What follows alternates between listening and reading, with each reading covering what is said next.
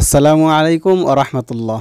প্রিয় দিনী ভাই ও বন্ধুগণ, এই যে এখানে কালার করে যে দোয়াটি দেখতেছেন, এটা অত্যন্ত গুরুত্বপূর্ণ একটি দোয়া, যা বুখারী শরীফের মধ্যে স্পষ্টভাবে সহিহ সনদে আসছে। অতএব এই দোয়াটি আমরা আজকে বিশুদ্ধভাবে শিখব এবং এই দোয়া সম্পর্কে কিছু কথাবার্তা বলি। যে এই দোয়া সম্পর্কে আল্লাহ রাসূল সাল্লাল্লাহু আলাইহি সাল্লাম বলেন, যিনি নাকি অত্যন্ত বিপদে পড়ে এই দোয়া পাঠ করবে, আল্লাহ তাআলা তার বিপদ তো দূর করবেনই, সাথে সাথে এই বিপদে তার যেই ক্ষয়ক্ষতি হয়েছে, তার যেই লোকসান হয়েছে, এই সব কিছু আল্লাহ তাআলা আবার এর থেকে উত্তম বস্তু তাকে ফিরিয়ে দেওয়া হবে। সুবহানাল্লাহ। যে কোনো বিপদে যে কোনো ক্ষয়ক্ষতি হোক না কেন, সব ক্ষয়ক্ষতি আল্লাহ তাআলা ফিরিয়েও দেবেন, তার থেকে বরং উত্তম বস্তু দেবেন এবং বিপদও দূর করবেন। এই দোয়াটি আম্মাজান উম্মে সালামা রাদিয়াল্লাহু তাআলা আনহা থেকে বর্ণিত।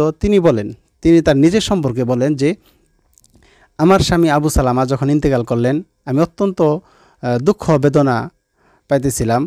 তো এমনই কষ্টের মুহূর্তে আমি যখন আল্লাহ রাসূল সাল্লাল্লাহু আলাইহি সাল্লাম কাছ থেকে নাকি এই দোয়াটা শুনলাম, যে নাকি বিপদে পড়ে এই দোয়া পাঠ করবে তার থেকে উত্তম বস্তু আল্লাহ তাআলা দিবেন এবং বিপদও দূর করবেন, তখন থেকে আমি এই দোয়ার আমল শুরু করতে লাগলাম।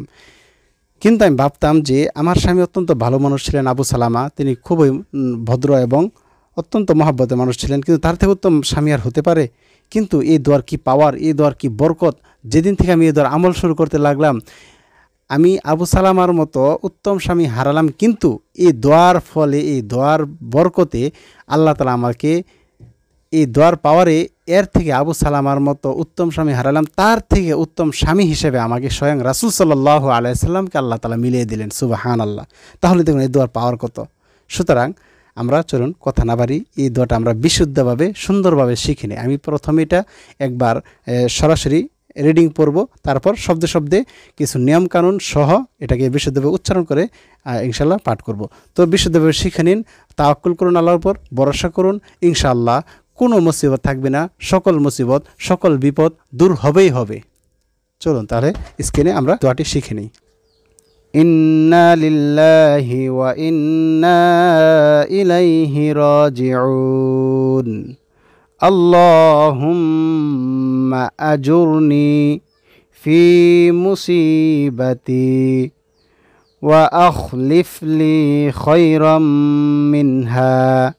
দেখেন, ইন্না নুন তার আছে গুণনা করে পড়তে হবে এবং এক আলিফ টান হবে, জবর পরে খালি আলিফ থাকার কারণে। ইন্না লিল্লাহি, লিল্লাহি লা এক আলিফ টান, তারপর আবার এখানে ওয়া ইন্না গুণ হবে, ওয়া ইন্না ইলাইহি, ইলাইহি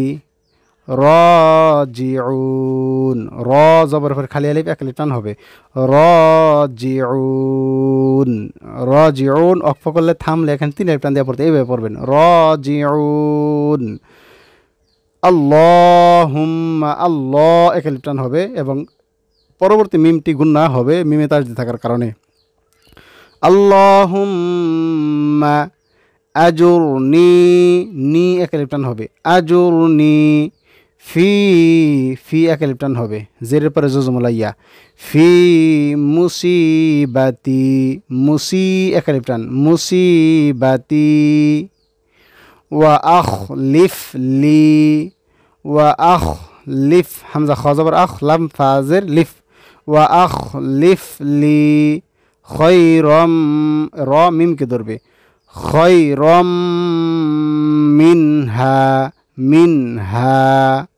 বন্ধুগণ, আশা করি বুঝতে পেরেছেন। তো আল্লাহর উপর ভরসা রাখুন, তাওয়াক্কুল করুন, কোনো সন্দেহ নেই যে আপনার বিপদ কাটবে এবং আপনি সফলতার দিকে, সফলতার দ্বার প্রান্তে আছেন এবং সেখানে পৌঁছবেন ইনশাআল্লাহ।